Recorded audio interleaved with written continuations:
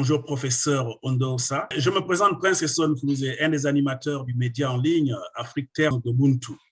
Pour la plupart des Gabonais, vous n'êtes plus à présenter et certainement pour beaucoup d'Africains qui nous suivront tout au long de notre échange, vous êtes un Gabonais normal, nous allons y revenir, économiste de renom, professeur des universités, ancien ministre de l'Éducation nationale, puis ministre de l'Enseignement supérieur sous Omar Bongo.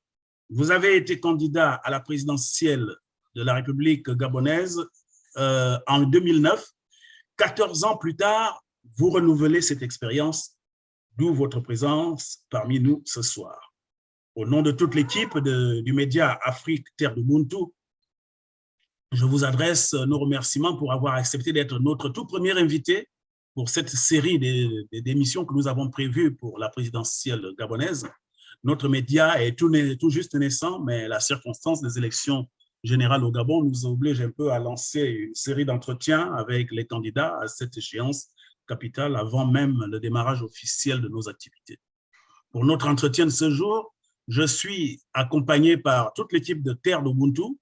Je vous présenterai mes excellents confrères au fur et à mesure qu'ils me relayeront pour aborder avec vous les divers chapitres de notre discussion.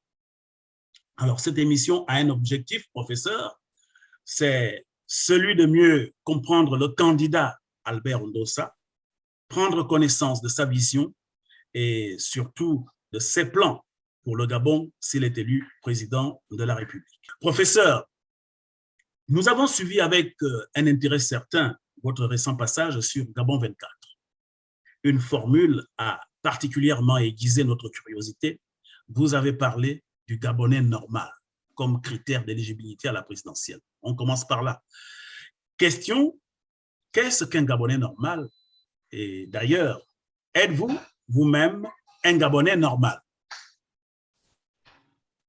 Eh bien, merci de m'avoir convié à votre émission. Alors, la première question est relative à la définition du Gabonais normal, un critère que j'ai évoqué pour finalement choisir, un critère de choix, candidat à l'élection présidentielle et du candidat que nous devons voter.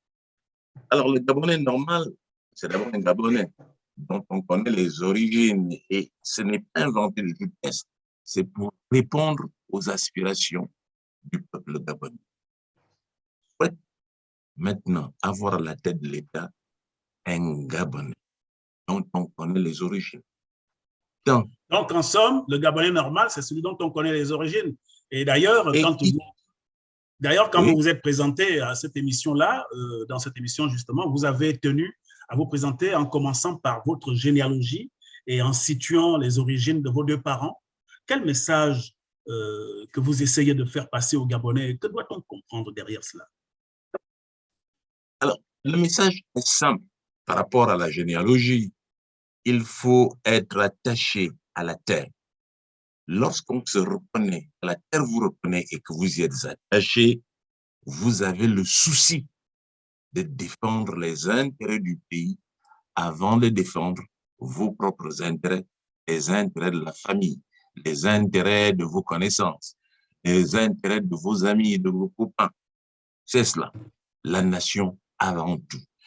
Et deuxièmement, nous sommes dans une configuration internationale où il y a un rapport de force qui s'établit. Et ce qu'on observe, c'est que bien souvent, les gens défendent leurs propres intérêts. Et il faudrait entrer en négociation pour être le défenseur de nos intérêts. À l'Occident, on crie aux voleurs, alors que précisément, nous ne défendons pas nos intérêts. Les États occidentaux, eux, ils défendent les intérêts de leur pays, quels que soient les bords dans lesquels ils sont. Il nous appartient maintenant de défendre nos intérêts, ce qui permet de participer au bonheur de la population. Terminé, vous avez dit un Gabonais normal, mais c'est un Gabonais qui ne traîne pas de coquilles, un Gabonais qui n'est pas compromis, qui n'est pas tenu. Et de ce fait, parce qu'il n'est pas compromis, parce qu'il n'est pas tenu, il n'est pas esclave du pouvoir, il n'est pas prisonnier du pouvoir. Et c'est cela qui fait en sorte qu'il peut combattre jusqu'au bout. Parce que dès lors qu'on est esclave ou prisonnier du pouvoir, automatiquement, on ne peut effectivement aller loin. Le pouvoir va vous ramener à l'ordre. C'est ce qui, les déboires que nous avons eus par là. Voilà ce que je Mais peux dire à titre. professeur, est-ce que, je vous suis très bien, mais est-ce que ce n'est pas là une façon pour vous d'emboîter le pas de ceux qui parlent aujourd'hui de grand remplacement du peuple gabonais? C'est une revendication, c'est d'abord une situation de fait. Les Gabonais constatent qu'il y a un processus de remplacement des Gabonais par ce qu'ils appellent eux-mêmes la légion étrangère. Le terme n'est pas de moi, mais la population crie et en parle, attire l'attention des politiques. Donc, de ce point de vue, il faut s'en préoccuper. Et puisqu'on s'en préoccupe, il va falloir justement qu'on prenne en compte cela, que le Gabonais normal s'en charge. Et c'est parce qu'on est un Gabonais normal qu'on peut mieux s'en charger. Dès lors qu'on prenne soi-même des cookies, dès lors qu'on est compromis, dès lors qu'on a effectivement des origines qui sont douteuses, on ne peut pas mener ce combat-là. On ne peut Mais pas qu'est-ce que vous répondre entendez aux par priorités. origine douteuse? Il y a des gens qui sont nés au Gabon, qui ont peut-être des origines ailleurs, ou peut-être dont les parents sont anciennement installés au Gabon. Il y a souvent une revendication des Gabonais qui étaient là avant les indépendances et qui n'étaient pas du terroir.